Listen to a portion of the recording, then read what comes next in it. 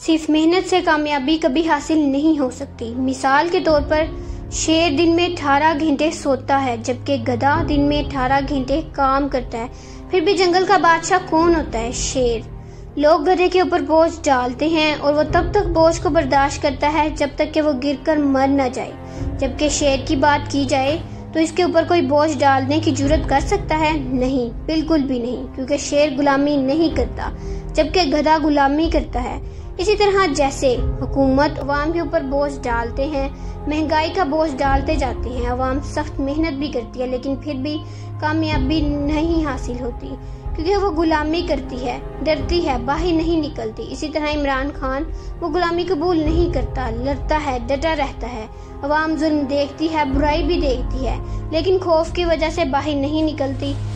محنت، لگن، جنون اور نڈر پن سے کامیابی اور حقیقی آزادی حاصل ہوتی ہے۔